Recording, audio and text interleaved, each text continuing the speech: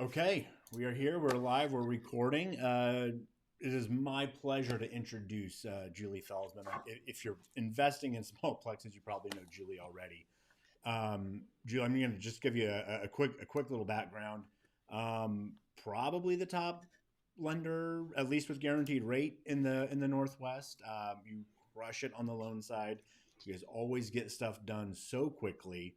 And besides that, you also have your own pretty decent portfolio of small plexes. So I can't imagine, maybe even larger, but I can't imagine somebody better to have this discussion with. But Julee, welcome. Thank you so much. Anything I left out, feel free to throw it in. Tell us about Oh, thanks a million. No, it's really nice of you to say that. Very flattering of you to say that, yourself. honestly. Blushing a little bit. But Yeah. no, I've been a residential lender for 29, going on 30 years in February, and have house hacked myself. So this is a fun topic for me to talk about. And that was how I got my start in investing. Just, keeping my first house, moving into a duplex, moving into another duplex after that. And one thing leads to another, and we have a little collection going many years later. But I'm incredibly excited for the opportunities that some of these guideline changes we're going to talk about have created, and talking with investors and people who want to live in a multifamily property. House hack, as the kids call it these days, is kind of a fun convergence of the personal and professional for me. Yeah, yeah, So yeah, that's great. Yeah, I yeah. mean, you've playing real life Monopoly, forever to do this. It's if I don't work a lot with like first time home buyers, but everyone that I talk to, I'm like, why are you not Your going first this house should be route? a duplex, Especially right? with Or a 8% interest triplex. Yeah. rates, right? Like start here, go to four, go to four, go to four, then get the single family house on the lake or wherever that you want to live, and have all this stuff Yes. paying for it. So, um, well, this new loan program that's coming out to support this is going to be, I mean, it's a big deal. It's the biggest guideline change I can remember in, since things weren't going well during the housing crisis and guidelines Mhm. were getting worse and worse. Like, Yeah, this is on that scale of holy cow, but good, right? yeah, To me, definitely. it's a sign that Fannie Mae gets it. They Hmm. understand that affordability is a problem. They understand the challenges that home buyers are facing today, and honestly, the challenges that renters are facing today too. Yep. If you look at their press releases on this, they really feel like they're creating housing affordability opportunities for homeowners and for renters Yeah. and for underserved communities. Some of their statistics they put out on the percentage of small multifamily properties that are owned by minority and moderate income households are, they're thinking about the challenges that homeowners face, that traditionally underserved markets face in breaking into home ownership and breaking into all the benefits that come from owning real estate as an asset class. Yeah. Like, Yeah. it's I feel so seen. Like, I really Hmm. feel like they get it, and that doesn't always it when lenders look at loan guidelines. A loan officer like me looks at loan guidelines. I often just feel like I'm battling the enemy. I don't feel like someone gets it and sees Right. it. And I think that's why this feels like such a big deal, Yeah. to kind of feel like, oh, we're working with, not against these guidelines, this program, Fannie Mae, right? Uh, and, yeah, and especially markets like ours, where a single family house, first time home buyer, like you're spending $500,000, $600,000 for something livable. That's Like, not your, like, definitely not checking all the dream house right, boxes. Like, yeah, right. for sure. Like and we have such guidelines on building anything new. Everything new that's being built is, a McMansion on a tiny little lot with a big house that's selling for $1 million a And I year. get it. I mean, the builders, like, what they're paying for the dirt, Have they to, have have to. there's no margin for them. They almost can't do anything but what they're doing, Yeah. right? They kind of have to do what they're doing. So yeah, so to get in the real estate game, you've got to start somewhere. And this house hack, especially house hacking multifamily, as we're going to get into, that's the solution. That's what I think is going to get people moving from one station in life to the next to the next. For And those who are willing to take the road less traveled, which I hope becomes a road slightly more traveled because it's more viable now, like this is one really good answer to this problem. That then, as the person who house hacked in her 20s and is now in my 50s, my gray hair isn't giving me away. The 50 something me is really pleased that the 20 something me did what I did, right? Like it's really had a ripple effect, a financial ripple effect that I'm still feeling all these decades later, because I still own both of the duplexes that I lived in, right? Yeah, that's great. All right, well, why don't we jump into the slides and let's get going. Tell us. Okay, right on. Are you? I can't see what you're sharing. Are we up? We are up, ready to go. We're up and running. Welcome. Okay. House Hacker's Guide to the Galaxy. I know. With apologies to Douglas Adams, I couldn't help myself. So, House Hacker's Guide to the Galaxy, and these are my contact informations and socials for those who are so inclined. And I did post a video on YouTube specifically about house hacking. It's kind of a marathon, almost hour-long video with a lot of stuff. Not the numbers that you're going to see today, though.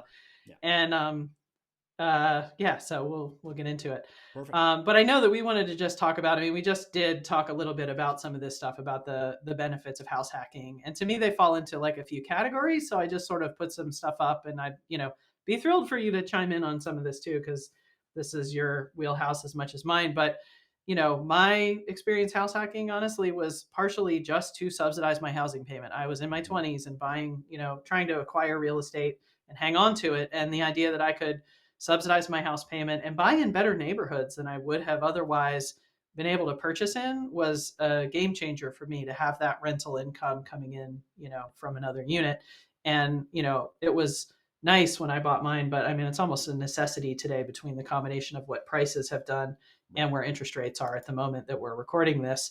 And then I am thrilled to say that people are kind of catching on to the idea that, if you want to buy a multifamily property, but you don't necessarily want to be a landlord, because I think there is that element. There are people who are like, well, I don't want to be a landlord. And, your audience is probably like, what are you talking about? I love being a landlord, but yeah, but not every, I have my days where I don't want to be a landlord either, but like, you don't have to be. One of the first examples of buying in collaboration that I bumped into was a client of mine who's a principal in the Beaverton School District at the time, literally put a message out in the Beaverton School District chat board and was like, hey, I found this great duplex. I don't want to be a landlord. Does somebody want to buy it with me? And a teacher in the district who they'd, met passingly or something was like, yeah, sure, I'll go in on that with you. And they both were able to buy, it was an Irvington duplex, one of those great, very few Irvington duplexes that these two educators bought together, right? Which is a great example of that. But I've got siblings looking to shop together. Spoke today to two really dear friends who are looking at buying a duplex in Los Angeles, an even less affordable market than ours. So this opportunity to go in together on something is pretty cool. And that could be friends or whatever, but also multi-generational. If you're looking to get family closer, kind of care for an aging parent, or have a older family member, chip in on taking care of kids, or daycare, that kind of thing. Still giving them their kind of independence too, right? It's like having your space, right? Like together, but not two together. Right. Exactly. Yeah, totally. And it's kind of, ADUs can serve that purpose too, but ADUs are always going to be subordinate in size in a way that, you got to be pretty minimal to make an ADU your full-time home. And that isn't necessarily the case in, the right multifamily building. I've yet to be in an ADU that felt like an actual apartment. You know what I mean? Where you wanted to be long term. It's always felt like, oh yeah, this is great for the weekend, and then we're going to go back to a regular sized place to live. A normal living space. Right. I have some friends, I have a friend who built an ADU and downsized into it, but she's also like a serious traveler and also kind of a minimalist, right? And so it works for her, but you've got to be the rare person who, wants to be a minimalist and maybe not spend, all your time at home. Yeah. And then, we could spend a long time talking about all the financial benefits of house hacking, but honestly, they're the same financial benefits of real estate as an asset class. You're getting leveraged appreciation, and the power of leverage is, mind blowing. And I'm, we're preaching to the choir a little bit, I assume, with Yeah. the audience who'll be watching this. And of course, this was my light bulb moment as a young person when I was like, maybe I want to own rentals. I was kind of like, well, gosh, if I ever want to not work, I have to have passive income, and it has to be inflation indexed, or I'm losing ground. And rent as a part of the cost of living is super inflation indexed. I mean, we just saw what happened with rent over the last few years.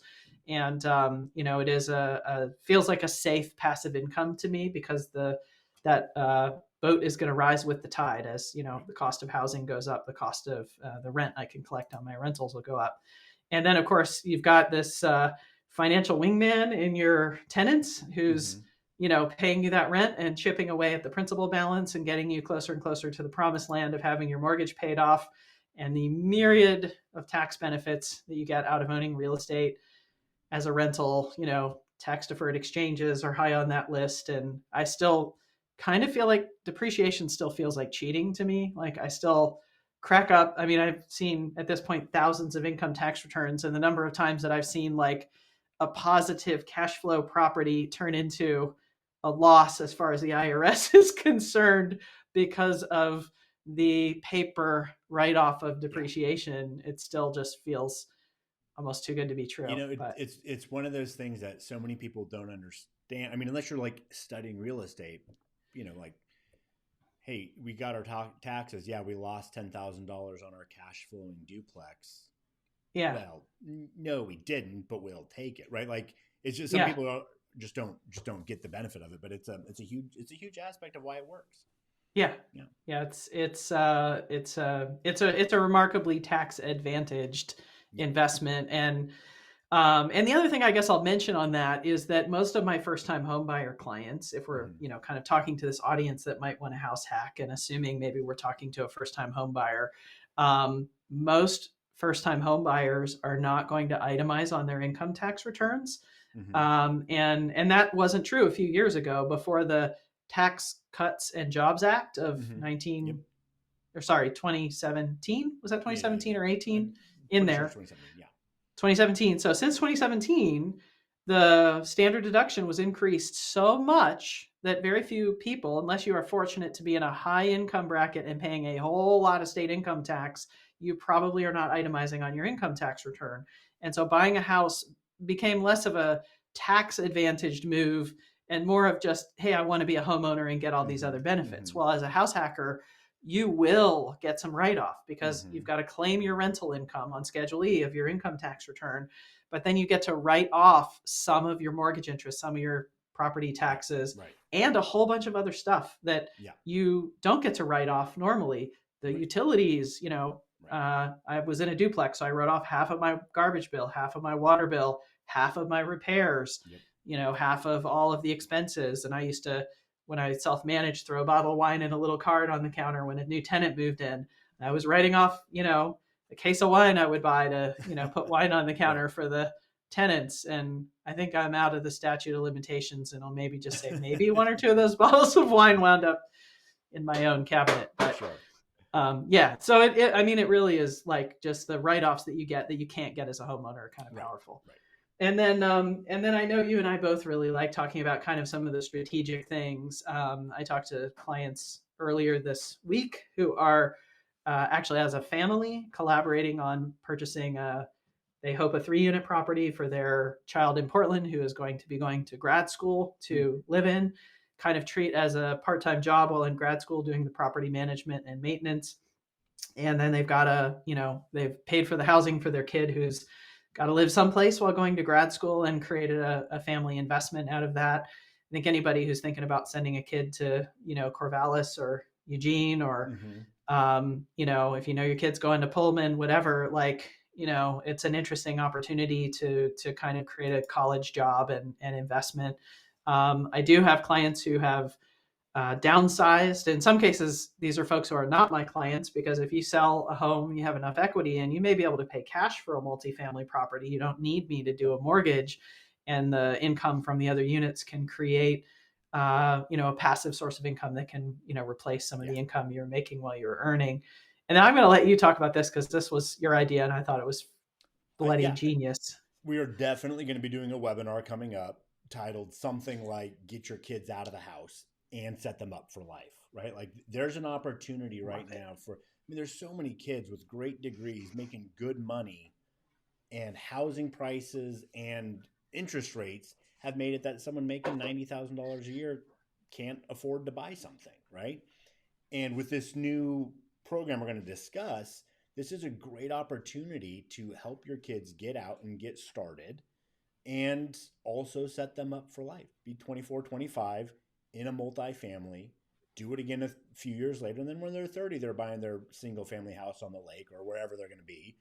And they got 8 doors. Yeah. And they've got 8 doors. And by the time they're 50, 55, it's paid off and, paying them every single month. It's, I think it's a really great opportunity. And it's part of the reason why I'm shifting so much of my focus onto this segment of the market. Because this is a huge opportunity, a big deal for buyers today. Yeah. Yep. Yeah. It's a huge opportunity. And I wanted to illustrate exactly why this is such a big change. And so when you asked me to talk about some of the challenges of qualifying to kind of bring that to this conversation, I wanted some visuals and I wanted it to be real. Mm-hmm. And so I did a little searching around and I found this fourplex on the market today. And Lake Oswego, I didn't look today to see if it was sale pending yet, but as of this weekend, it was still active.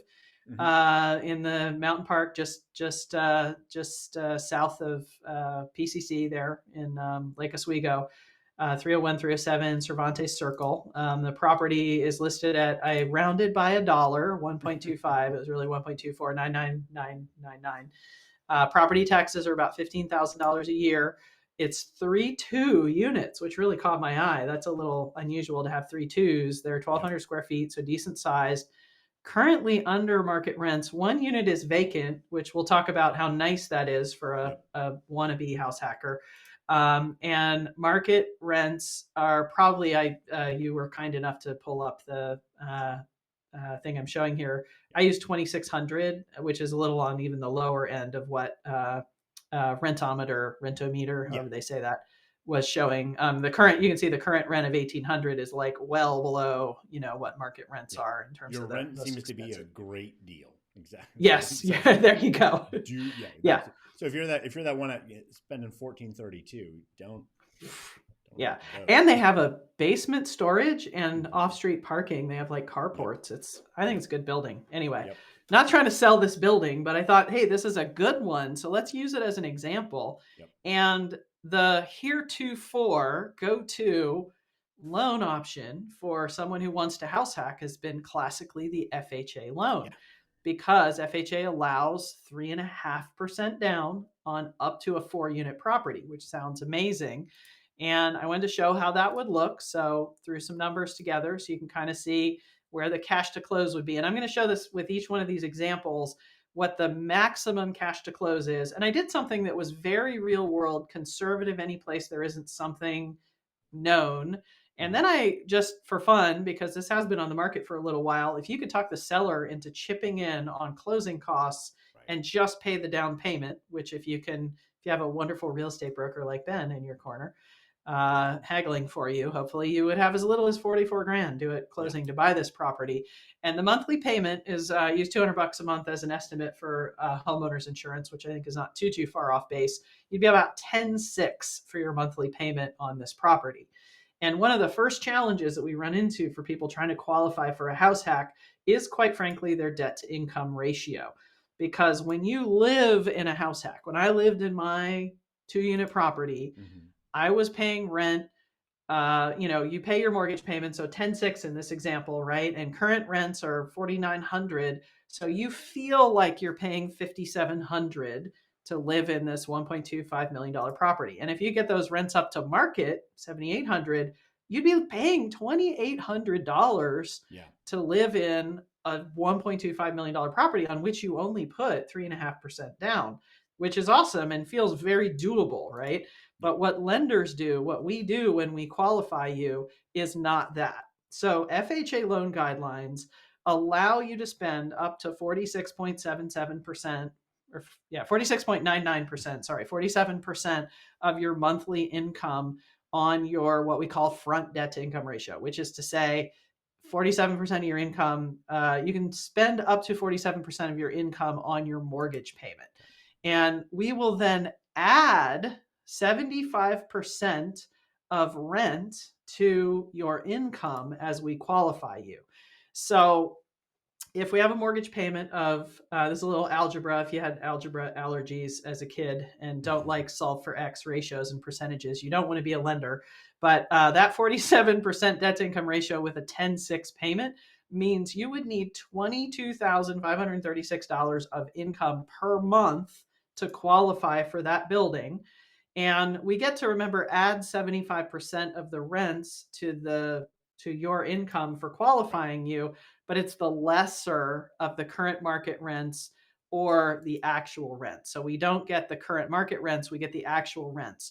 So you've got to make $22,536 a month, of which $36.70 is covered by the rent. We get to kind of take that away. Mm-hmm. So you actually need to make almost $19,000 a month, $226,000 a year to qualify to buy that property with 3.5% down, which if you do, fantastic. That's wonderful. But most of my clients who want a house hack are not in that income bracket, right? Yep. So many of my clients, when faced with this, like, I saw this great property, I want to buy it, and I kind of walk them through this and they're like, oh, okay, well, that doesn't work. Many of my clients are like, well, cool, then let's go ahead and add a cosigner. Like, my parents are awesome. They'll help me out. They want to make this happen.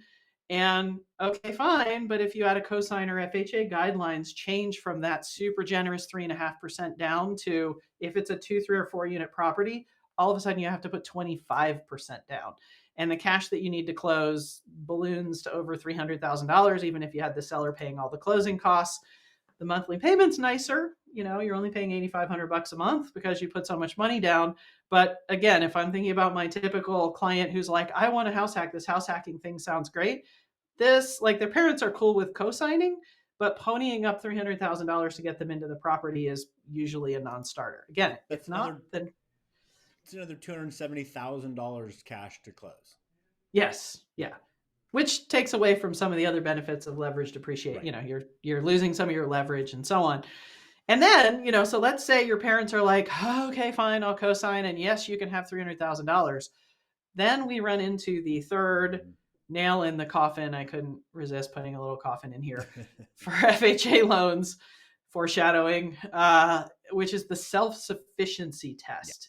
Yeah. And you're nodding your head knowingly because you have beat your head against this wall, I am sure. It sounds like recently even. Yes. So FHA requires, as a side equation, this has nothing to do with you, the borrower, qualifying for the mortgage. This is the building qualifying for the mortgage. If you buy a 3 or 4 unit property, 75% of the market rents have to equal or exceed the mortgage payment. And our market rents in this case are probably around $2,600. That's 10-4. 75% of that is $7,800. So we need a $7,800 monthly payment. And to get to a $7,800 monthly payment, you need to put $400,000, $408,400 down to get us to that $7,800 monthly payment. So we are talking about putting a full third of the purchase price into a down payment. And stupidly, you're putting a third down, but no matter what, FHA loans always require mortgage insurance. So you're still paying $500 a month of mortgage insurance, even though you put 33% down on the purchase price. So FHA loans on 2 to 4 unit properties are really like, they sound so great on paper, and they are such a headache and such an aggravation in the real world. It's just not something that has real world applicability. And so my clients who are really good researchers, oh, go ahead. Sorry, were you going to say something? Anymore. It used to. Yeah, that's true. I mean, there was a time, right? Yeah. There was a time. Yeah. In fact, I think we bought our first duplex as an owner-occupant with an FHA.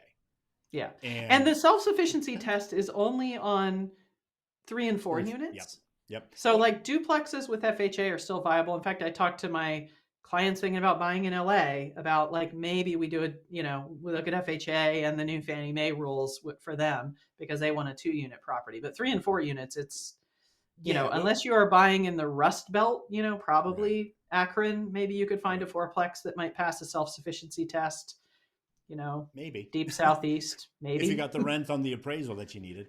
But Yeah, what I that's was true. gonna say, We'll so talk about that. I've looked at, we look at this stuff closely. We do a lot of small plex deals on the sell side. And in the last 3 or 4 years, I had one that we sold that worked. And that's because they bought the rate down so significantly. It was a $440,000 purchase. They brought $26,000 to close for buying down the rate. Whoa. Between that and some other stuff, they bought Yeah. it. They had to buy it down dramatically A lot. to Yeah. make it work. And that was not, I'm going to guess, in 2022 or 2023. That was when rates were a bit lower. It was this last summer, Oh, but it was okay. it was a $440,000 triplex, right? So first of all, you've got to find a triplex priced that cheap, which means you're living in an area that you're not going to want to move your mother there, right? So it's got to be cheap enough for that to happen, and then to buy the rate down. Like, it was just, outside of that though, I haven't seen a deal that on a quick glance I'm like, we could make this work. Haven't seen it at all. Yeah, they're a bear. Yeah. So I have clients who do a lot of research, spend some time on Bigger Pockets and other places, cruise around Reddit, and learn that Freddie Mac has a really cool program called Home Possible. And the Home Possible program does allow 5% down on a conventional mortgage on up to 4 units. And what that would look like, just to use the same property as an illustration, money due at closing would be between $60,000 and $90,000, and the monthly payment, we're going to be kind of back up into that 10,000-ish neighborhood, because we're back to the lower down payments, which sounds well and good, and pretty reasonable as far as the cash goes. However, this program has a big catch. And there used to be an exception to this in certain census tracts, which went away a few years ago. And so now, to use this program, your qualifying income has to be 80% of the median income for the area in which you're living or less, which is $7,604 per month in the Portland, Vancouver, Hillsboro metropolitan statistical area. Yeah. And if you have a $10,180 monthly payment and you make $7,604, your debt to income ratio is 134%. You're spending 134% of your monthly income on your mortgage payment. And you don't have to probably know a lot about mortgage underwriting guidelines to know that is not a debt to income ratio that is going to succeed. So we will, with Freddie Mac, if you have good credit, usually we can get you approved for a debt to income ratio up to 50% of your income. And 50% of 7,604 is 3,802. And so to get to that 3,802 monthly payment on this property, you would have to put $920,000 down. That would get you to the 3,802 mortgage payment, which is positively bananas. You are putting 3/4 of the purchase price of the property into your down payment, which is bonkers. Yeah. So again, sounds great on paper. Hey, 5% down on a fourplex, but in the real world, it just doesn't work. So our go-to option that really does work for 3 and 4 unit properties is what is today's Freddie Mac standard guidelines. Fannie Mae today actually requires 25% down on a owner-occupied 4-unit property, but Freddie Mac allows 20% down. So what that looks like, your 20% down payment is going to be $250,000, and your monthly payment's going to wind somewhere in the $8,600 neighborhood. And this is really what we would wind up with if you were like, okay, yeah, I really want to go for this. My parents will co-sign, or I have enough income to qualify. This is what I want to do. Is you're really looking at something in this, $250,000 to $290,000 range in terms of the total money due at closing. Yeah. Which brings us to Fannie Mae's upcoming guideline change. And what Fannie Mae is doing that we are so excited about is allowing their standard guidelines. So in some ways, it isn't even a new program. They just literally, in fact, if you go to Fannie Mae's website, I could have put a screenshot of this. They literally did a little red ink cross out where they used to require for a 2-unit property 15% down, where they used to require for a 3 or 4 unit property 25% down. and they're allowing 5% down now. And what that looks like, and this is beginning November 18th, 2023, this couple weeks from now, what they're going to allow is the super reasonable 5% down that the Freddie Mac Home Possible program has allowed on paper, but laughably doesn't work in the real world with their income limit requirements. And you can get in with somewhere between $60,000 and $90,000. And the monthly payment is going to be back in that $10,000 ballpark, give or take, because you are, borrowing 95% of the purchase price of a $1.25 million property.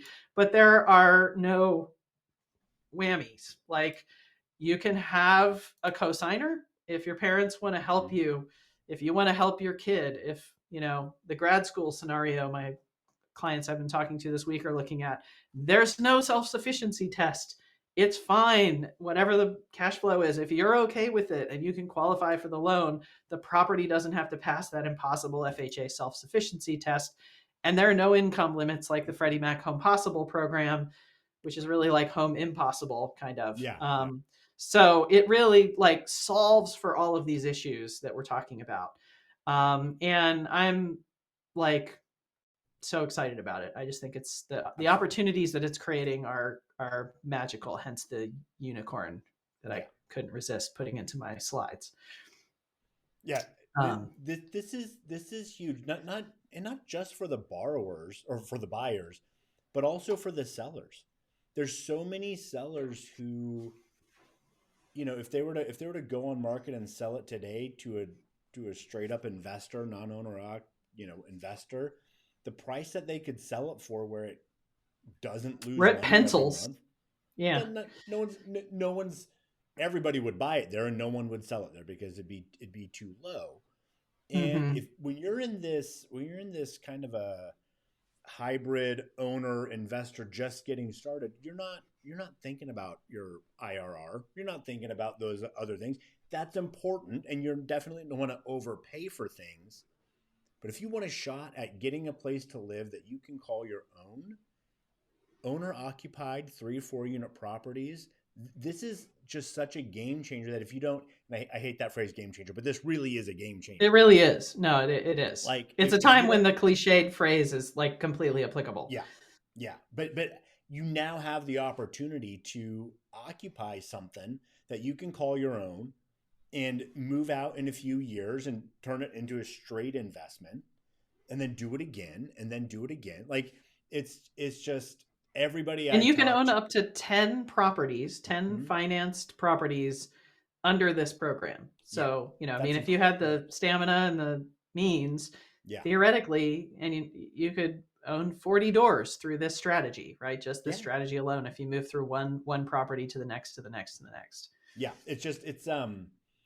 I've got a lot of friends who have great jobs and can't afford to buy, and they're paying more in rent, way more in rent than they would to be buying a 3 or 4 unit property. And we're talking about the one that's at 125.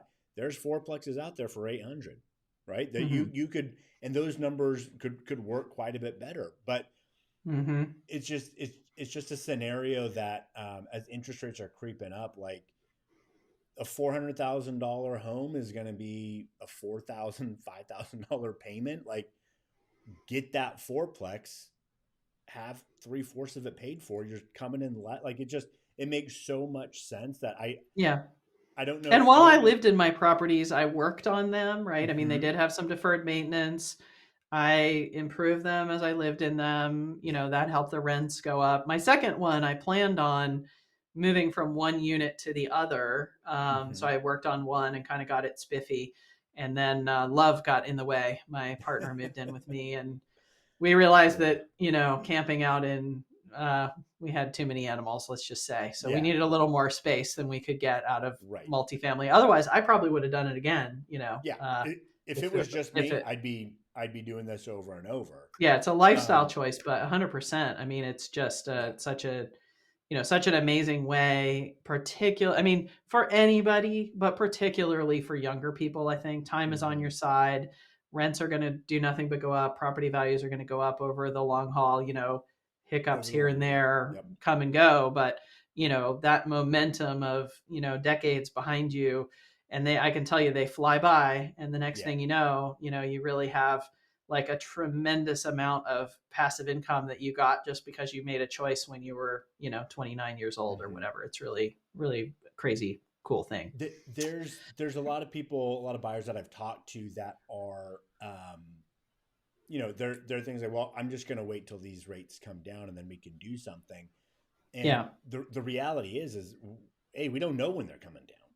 B, in a market like ours, the Portland metro area, when rates come down, every other buyer is saying the exact same thing. So here's an opportunity where there is less demand at the moment, where you can go get from the two constituencies who might be interested in this, like Mhm. investors who cannot make these things pencil, Right. and potentially other home buyers who really are kind of like don't know about this one thing. Right. Cat's not really out of the bag yet, and are like, well, yeah, not while rates are up. I'm not going to buy right now. Yeah. So here's a way that you can buy this on your own. You can buy it with your friends. You can get into it, and then look. No one's anticipating 8% rates for the next 20 years. At some point, when rates get more reasonable, whatever that baseline's going to be, whatever is going to be the normal for the long run, when it gets down to there, then you refinance out, and now you've got that's straight to your bottom line cash flow.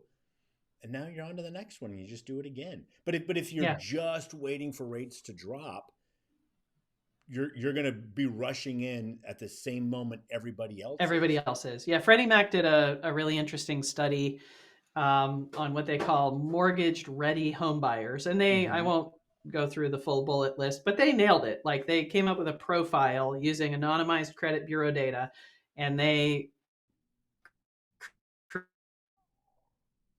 created what happened as interest rates went from 3 to 8.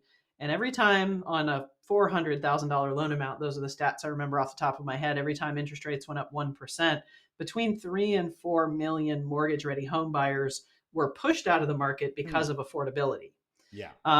And that doesn't even take into account, to me, that's actually the tip of the iceberg, because there are a ton of people, I talk to them every day, who can qualify for a home, who are just kind of choosing not to buy right now. They don't like where the numbers are. They're just making the choice to step back, even though they could buy. So they're in that category of mortgage ready home buyers, right? And they're choosing not to. So when the people who couldn't buy 3 to 4 million per 1% in interest rate come back out of the woodwork, and the people who are choosing to buy, US News and World Reports did a survey in March that I only stumbled on a couple months ago, where they asked people who hadn't bought a home yet, like, are you waiting for lower rates? And 2/3 of people said yes. And roughly a third, and a third of those 2/3 said, the rate they were waiting for was either 6, 5.5, or 5.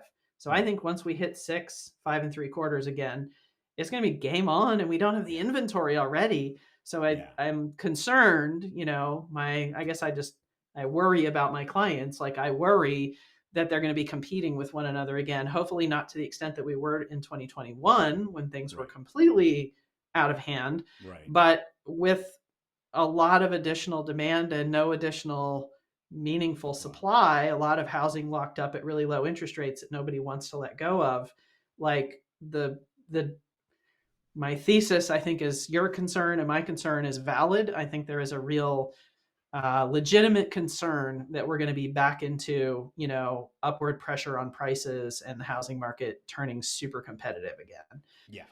So you've got either rates coming down and buyers coming back in, both investors and owner occupants, or you've got prices coming down to where it pencils for the investor, and then you got other. No matter what you're going to do, if you're waiting for something, prices or rates to drop, all you're doing is waiting until the mob rushes in. The competition comes back. Exactly. Yeah. Again, we're not saying, spend $1 million and it's going to be worth 8 next year. Like no one thinks that's going to happen because of our lack of supply. But it's if you're in this for the long haul, I've got ready and willing, able sellers and buyers who aren't looking to make those, who aren't the demand is not there in the way that it should. This will allow you the affordability to buy in this market. If you wait for rates to drop or prices to drop, I think I don't really see them dropping in the way that one might think they should. And if it does, then you're just back in there with competition and it's driving it back up again. So why not go in now when you can afford it, have it shared by everybody, 5%? Like, it's the chance to own or occupy a fourplex for 5% down is the stuff that I dreamed about when I was reading Rich Dad Poor Dad at 15, right? Like, that's the kind of thing you think you're going to do. And now we can actually do it. Yeah. Let's go do it. Let's do it. It's crazy. Yeah. Yeah. And I did, just for fun, run the scenario that you threw out there of, you know, team up, right? And you know, if you take that cash to close, best case, worst case, best case, is a very attainable number to come up with. Like, and then you divide that monthly payment by 4, and it is a very reasonable amount of monthly expense. And there's some challenges, but if you just, you know, play this out, if I took the same amount of money and the same monthly payment to come up with that in a single family residence, you would need to be buying a $300,000 house and putting 3% down to keep your cash to close in line with, you know, the ballpark of what you need to have that same $2,600 monthly payment. So, you know, and what do you own, right? You don't own this great lifetime of passive income for you and your friends who have gone on this together. You own a little, you know, probably a fixer upper in a, you know, an up and coming neighborhood where you're going to have to put a lot of elbow grease in and, you know, kind of hope for the best in terms of, you know, what you've purchased. Like, that's a hard house to find right now. It's not going to be 3-bedroom and 1,200 square feet. No, like this probably not. We're looking at, that's for sure. Yeah. You know? So, and then I did throw together some things just because, you know, it isn't all unicorns galloping through rainbows, right? There are lifestyle elements to deciding that you want to, you know, live in a shared housing situation, although it does beat living with housemates in a big house. So I will say that you've got more privacy and more. But on this note, we didn't even touch that aspect. You buy this fourplex with some of your friends and then you rent out 1 or 2 of your rooms. Like, as a single person, you could, if you're like, that's like the Uber house hack. It's like the house hack squared or something. Yeah, if you're really hacking this, you can do that. Yeah. And for 5% down, it's blown my mind, the opportunity that's coming up that I really don't think it's getting as much attention as it should. Hopefully we'll fix that. We're working on it. Exactly.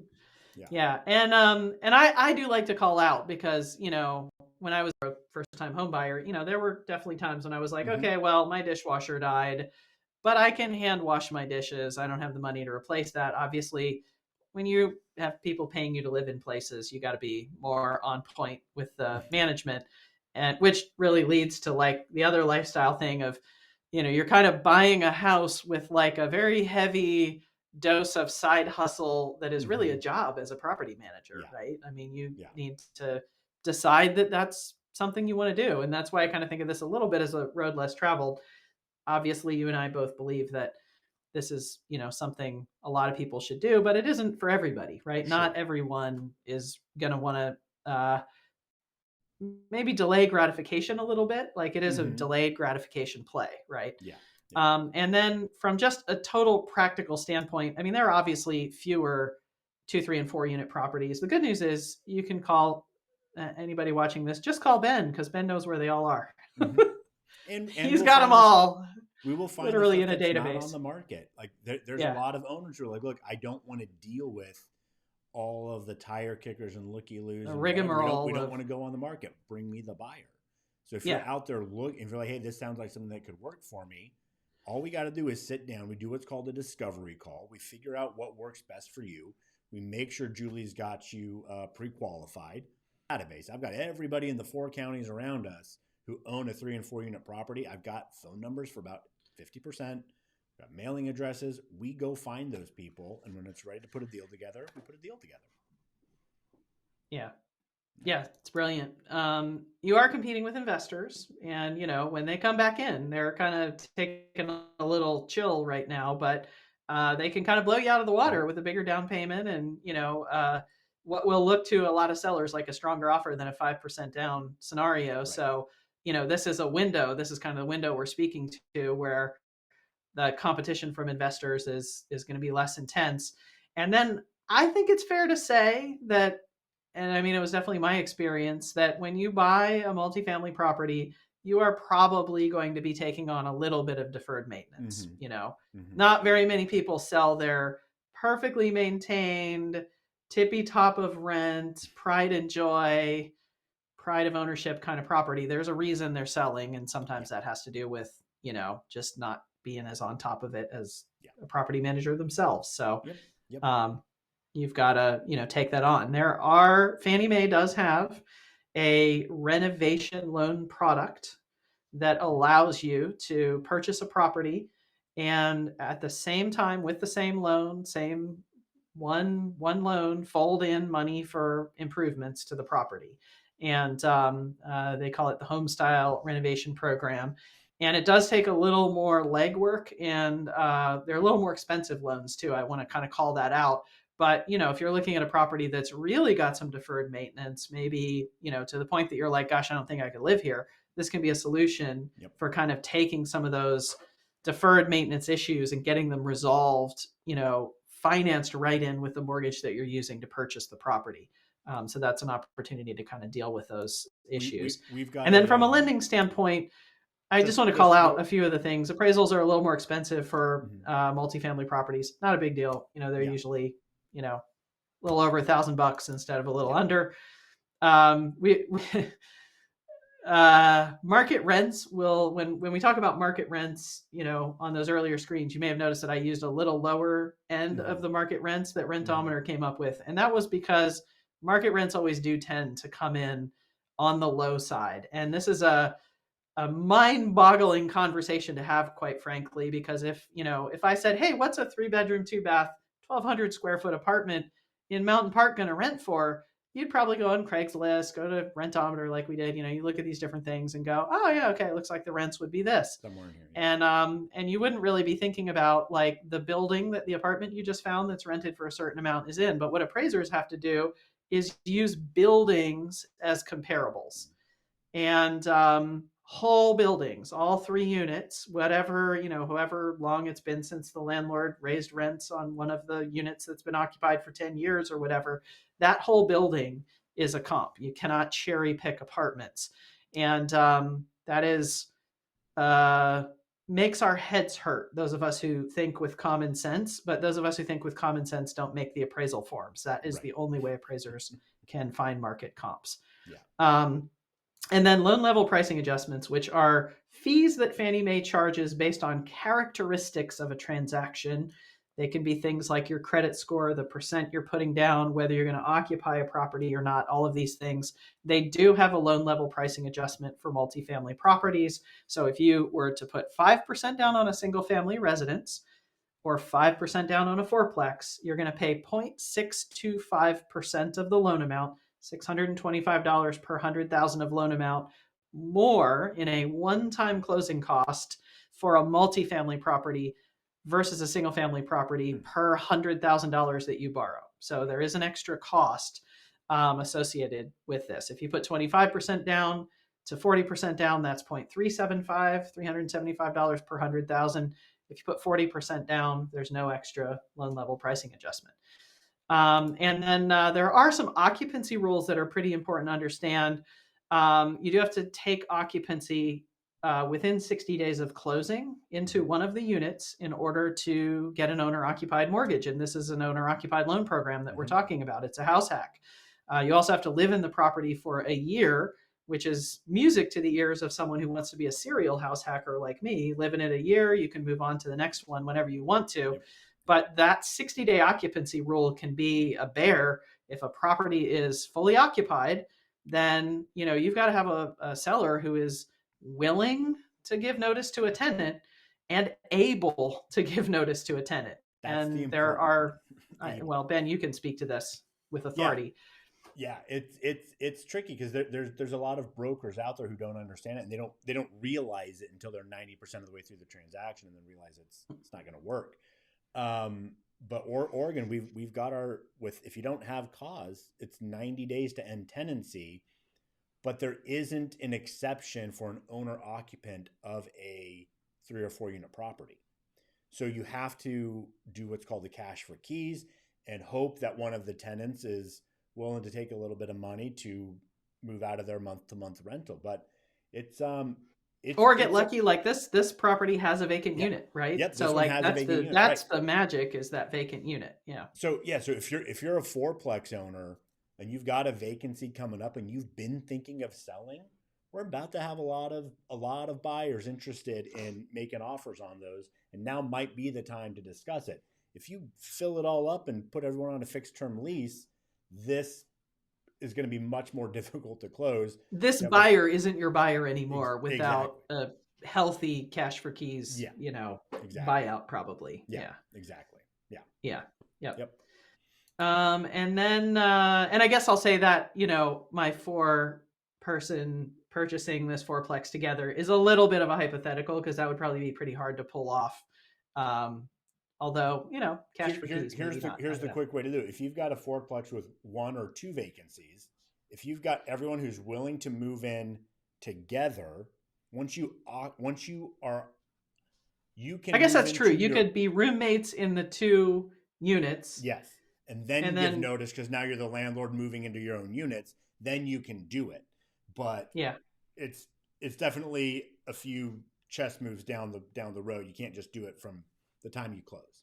yeah, Yeah. yeah, for sure.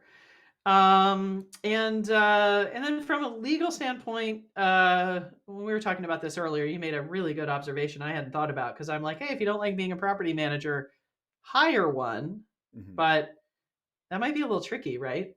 Mm-hmm. Yeah, a Like, lot of property managers don't like to manage a property where the owner lives on site, because often tenants, it comes. You're not going to be anonymous. People are going to figure out that you're actually the one who owns it. You're going to see them, just dumping trash in the yard. You're going to say something. They're going to realize you're the owner, and then people are going to say stuff that they shouldn't say. They're going to contradict the property manager. It just gets really, really complicated. So you just got to have a plan in place to figure out how to navigate that world. or find a property manager who kind of trusts you. I did have a Yeah. client years ago buy a duplex, who she was super nervous about being a property manager. Mm-hmm. So she hired one, and she did not tell her neighbor that she wasn't just another tenant. So I think her neighbor thought she was really into gardening. She was, always, Yeah. taking good care of the yard and stuff. Right. But like, the tenant had no idea she owned the building. And If she you she loved it that way. if you can pull it off and you've got a property manager who's on board, then that's great. Those Yeah. property managers are just few and far in between, for sure. Yeah. And then, although it is, there are some great resources for people who want to manage themselves. The organizations locally will help you with legal forms and Yep. advice and classes, and Yep. there's all kinds of stuff to make sure you're doing everything just right. Yeah. I do like calling out liability management. A lot of folks like to put properties into a limited liability corporation or company to protect their other assets from any bad things that happen at the property. If one of your tenants is harmed, or their things are harmed, you could be liable for that.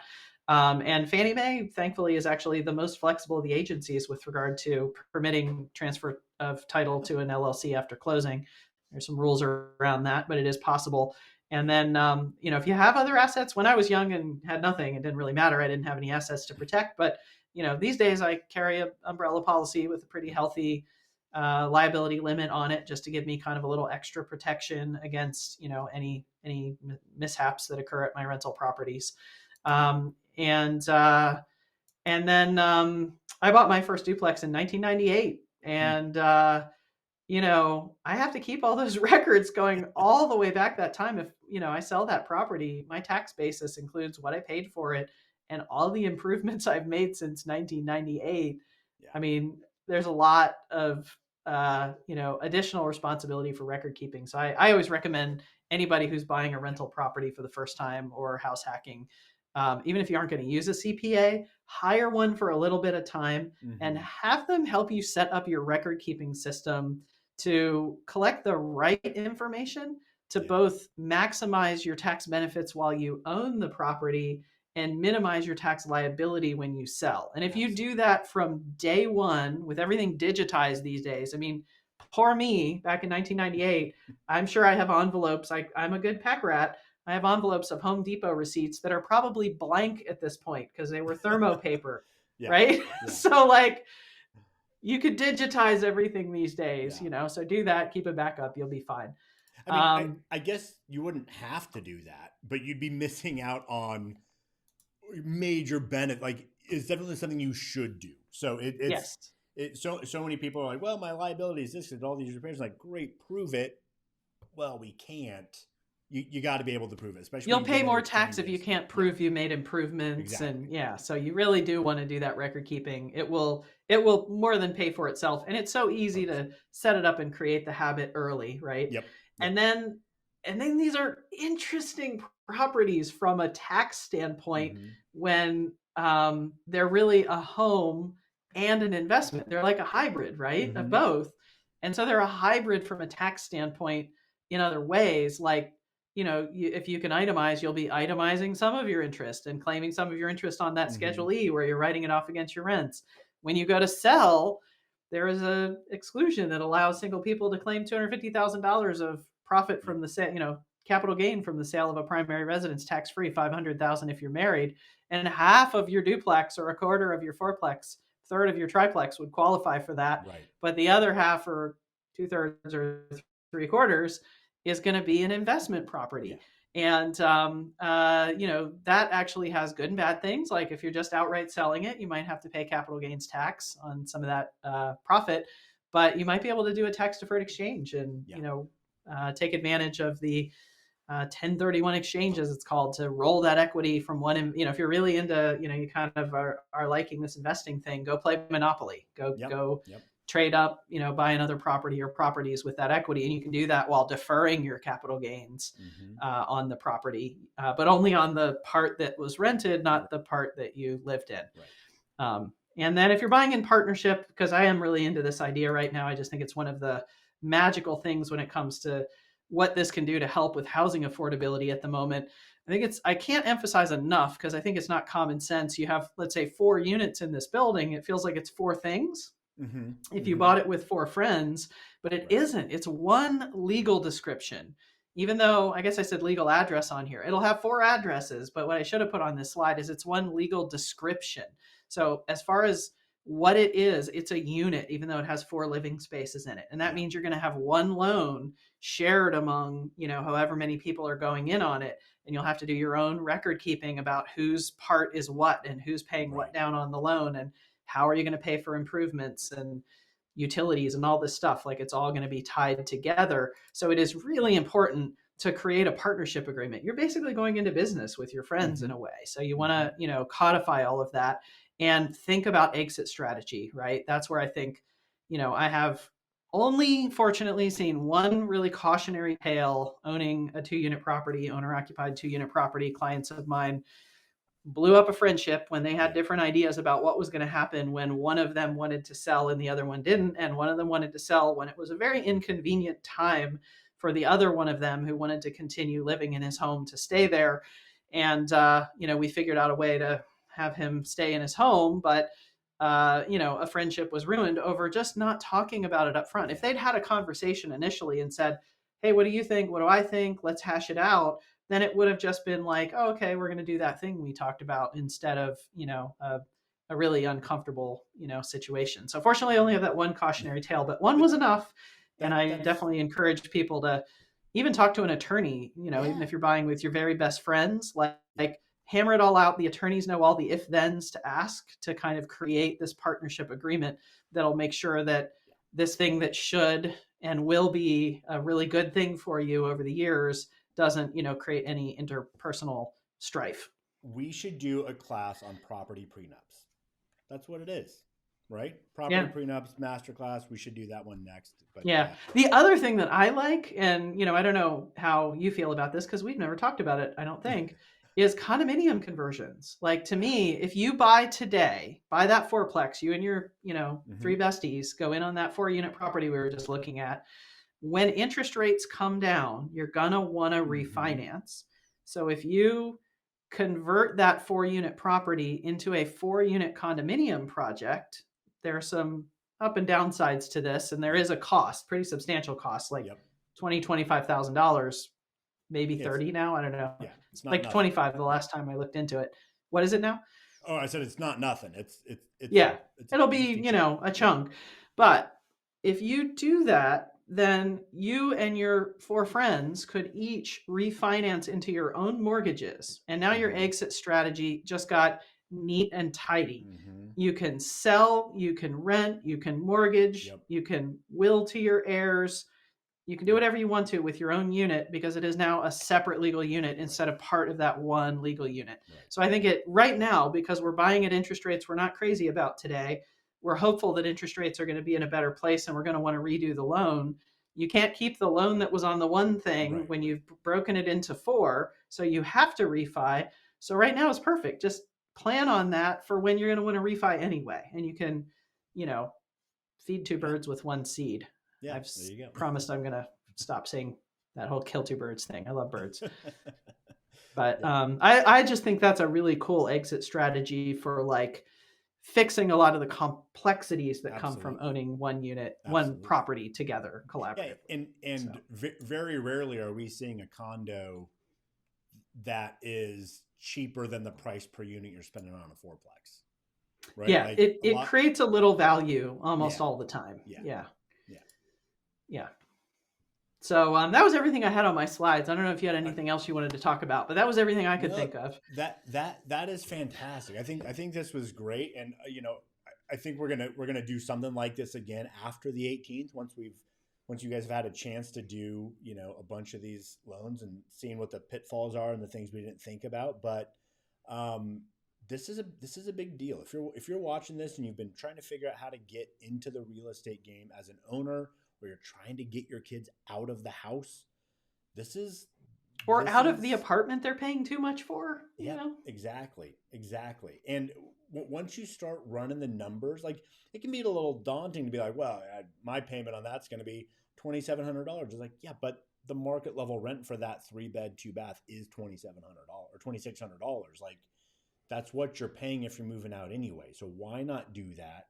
Get the added benefit of the write-offs, of the depreciation for the part that you're not owner occupying. Like it starts to make sense. And then you are now off and running in your real estate investing career. And 30 years down the road, you've got 4-8 units working for you. And it's just, this is an opportunity that everybody talks about, but hasn't been able to do for the last 5, 6, 7 years. Yeah, all the numbers I just ran through. I mean, I have clients, I get so excited when a client calls me who wants to buy a multifamily property.